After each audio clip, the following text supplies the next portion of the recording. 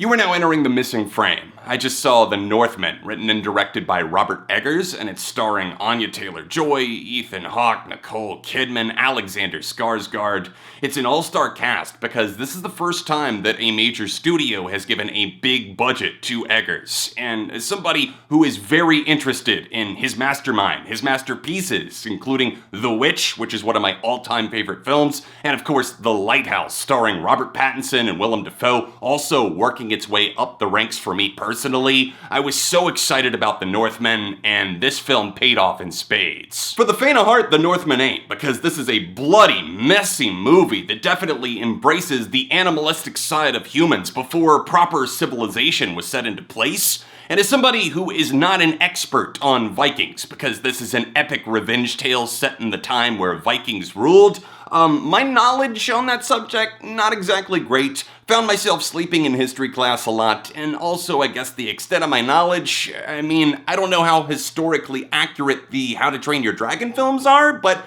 if those are good, then I'm good too. Okay, yes, I do have an interest in Vikings, but it's never really been like something at the front of my mind. But I see Robert Eggers, I see Willem Dafoe, and I see Anya Taylor-Joy attached to this project, and I like that it feels like Robert Eggers is becoming one of those directors that likes to keep a similar tight cast and crew and work with them again in the future. There's so many things we could talk about with The Northman, but I'm going to keep this spoiler free. I really love the entire cast of the movie. Everybody did an outstanding job. There's so many sequences where they're back and forth with other languages, other dialects, and the accents, of course. And I think, just to the best of my knowledge, it feels like everybody pulled it off in a very convincing way. There wasn't like that one character with an obviously terrible accent that you're just kind of cringing at. The set pieces and backdrop for this film were incredible, and The Northman was mainly shot in Ireland, with a lot of the settings actually supposed to be Iceland and other areas that are now places like Russia.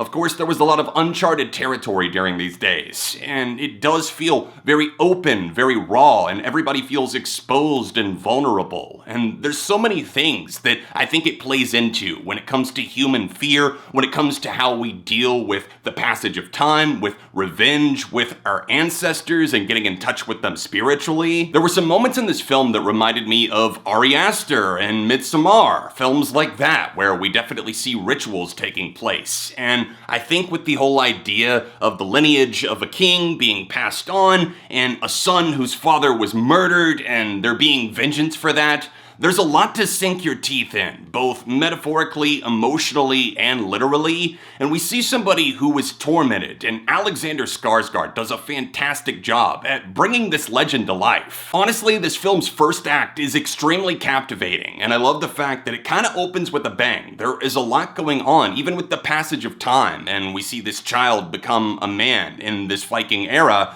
We do have a slow point that stalls out a bit after that, not quite at the midpoint of the movie, but once it hits that midpoint, all the way through the end, you are on the edge of your seat. Some huge takeaways for me were the incredible sound design. I loved how bloody and brutal it felt, not only with what we were seeing on screen, but also what we were hearing. In the midst of all of that chaos that's going on, the camera work is just impeccable. There's some awesome long take scenes, and even the camera just kind of slowly moving on a dolly and just following these characters along. It feels haunting in a way, especially when the musical cues will kind of drop out and it's just the actors in the room talking to each other. It makes it feel much more real and much more consequential. I already complimented the heck out of Alexander Skarsgård for a fantastic job, and eventually y'all are gonna get tired of me saying this, but Anya Taylor-Joy steals the show again. This is an incredible performance from her. Not to give too much away, because I don't know what they put in the trailer, because I don't normally watch trailers because they spoil everything, but essentially there's a romantic connection between Anya Taylor-Joy and Alexander Skarsgård's characters, and I really bought in. It actually felt like there were stakes there, it made sense, and I love the fact that her character Olga is somebody that is in touch with her sorceress side, which definitely gave me Thomasin the Witch type of vibes. What can I say? At the end of the day, it's another Robert Eggers masterpiece, and it definitely could be divisive for some. If you don't enjoy his style of filmmaking, then I could see this being a bit off-putting, but it's nice to see him actually getting a big budget behind him and to actually have that finished product pay off. The report card is in, and I'm giving The Northman an A.